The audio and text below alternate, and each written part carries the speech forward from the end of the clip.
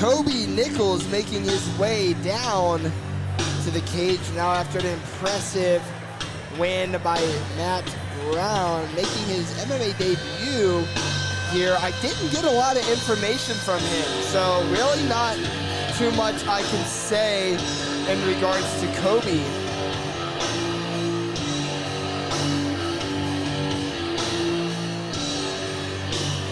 Kobe is a significant fan underdog. Only 12% of fans giving him the edge in this fight as Conor fought his opponent. 88% fan favorite. Make sure you go to Cage Thunder MMA on Instagram and vote who you think is going to win. We still have many, many big fights, including a title fight, big pro fights, UFC, BKFC, veteran Julian Lane taking on Ohio MMA legend Andrew Wall in the main event.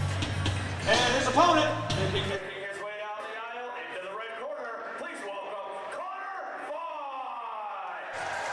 Now Conor Fott here got his debut win not that long ago. Rocked some mean mullet, rocked some cool merch, and yeah, he got a nice guillotine win last time he was in the cage. Gonna look to go 2-0 tonight.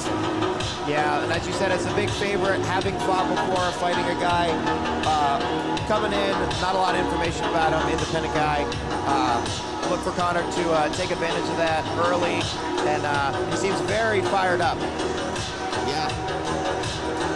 Glad he didn't like trip or something on that way out right there. Yeah, he came out with a lot of energy, and maybe it's just the mullet kind of bouncing around. True, you know, I have experienced the power that the mullet does hold at certain points of my life when I did have a mullet, and it packs a punch. It really does. Right. Kind of like the blondes have more fun type of thing? Yes, yes, exactly.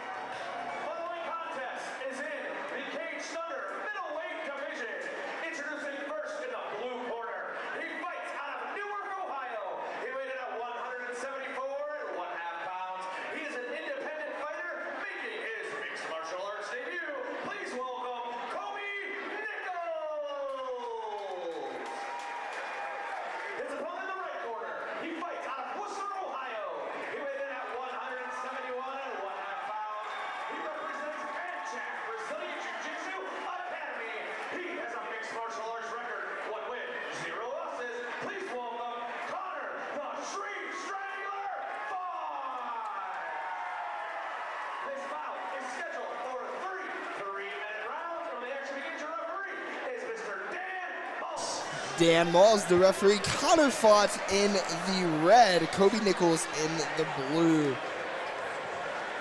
Yeah, it seems like Kobe is an independent fighter, so we'll see how that goes. Conor absolutely fired up. Well, Conor looks ready to go. Looks very fast for 170 as well. Oh my, great takedown and great reversal. Right that guillotine that he finished his last fight with. Oh, that looks deep too. That's an uncomfortable position to have your leg there as well, but he was able to push out with it. Yeah, absolutely. Works those legs up, looking for a triangle here. Now Kobe might be able to get a little triangle. He's got rubber guard here. He's looking to set things up. He's got a couple different options, but ultimately I think he's looking for that triangle. Yes. Now Conor is a high BJJ guy, so it'll be interesting to see how he adjusts to this. Yep, he's staying patient, and the shins across the neck here. Very good job from Conor getting out of that Goga Plata attempt. That was some high-level stuff from it. Yeah, absolutely. From Kobe. Kobe went nice with that double leg, and Conor did such a good job of being able to just use his momentum against him and flip on top. And we're back to the feet, and immediately closes the distance once again. Big shot. Needs to be careful to set his shot up a little bit better because he almost got caught in that guillotine last time.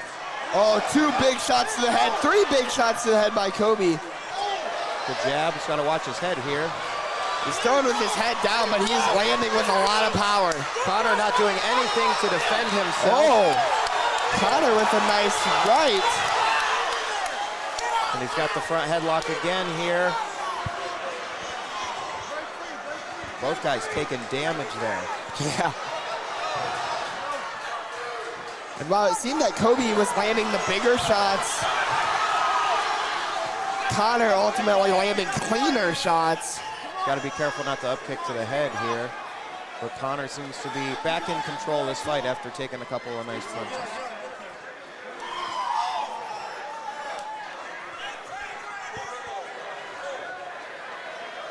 Conor staying patient once again, trying to get past those legs. And it's so interesting to see Kobe test his jiu-jitsu. Say, hey man, come to me, you're a jits guy, let's see it. Yeah, well he had a pretty good showing off of his back, had a good guard, but tends to be taking some damage here, kind of playing this weird halfway game. Oh, nice shot landed by Conor Font. Excellent job mixing up body and head here.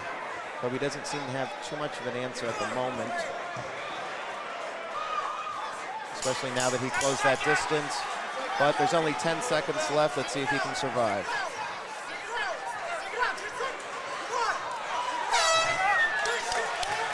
Very, very hard first round to judge. You can't forget that first 2 minutes where Kobe was looking for submission attempts. He was landing those big, heavy shots. But ultimately, Conor was able to close out the round on his end. What do you think, Brandon? Yeah, Kobe, he got that nice burst. He was pushing him back with strikes.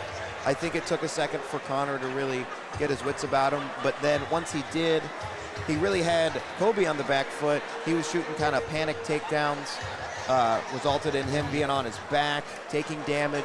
And I think you're going to see that experience from Conor really sink in round 2 with him having control of this fight. It does look like Conor is a little busted open under the nose. He's got a little nosebleed action. And yeah, as for Kobe, he seemed like more of the schizo fighter in terms of being very finicky. He was spinning out of certain things that he didn't need to be spinning. Maybe just a little tense, more of a tenser fighter. So you'd like to see him, relax his shoulders and maybe, calm down a little bit going into the second. Yeah, knowing that he did well, finicky, let's set into our technique. Sure thing. He definitely needs to settle in, and hopefully his corner was able to calm him down. But you definitely never want to be turning your back, which he did multiple times. And throwing with your head down. There's a couple of times where he did that as well, even though he landed them. So both guys throw kicks to the calf. Again, Conor fought in the red. Good leg kick there by Conor. Kobe Nichols. Another shot from Kobe. And Conor's really, he's closing the distance with his hands low. Wasn't really respecting the power, but that was a huge shot landed by Kobe. Good uppercuts here from Conor. He's really pouring it on him. Oh, that's gonna be it! And the referee steps in. Standing TKO. Looked like he had some fight left in him, but the referee ultimately in there to protect the fighter's safety and did what he felt like he had to do. I definitely think he probably had some more in him, but the problem was he just wasn't giving the referee what he needed to see to make that continue to happen. And that could just be the fact of this is my first fight. I don't even know that I have to show the referee that I'm still all right. So because he didn't show him that, the referee decided to look for the health of the fighter. Sure, and him turning away multiple times earlier in the fight too could really kind of show, that the fighter might not want to be in there. It doesn't seem like he was really protesting the stoppage, so ultimately got to give credit to Conor on moving to 2-0.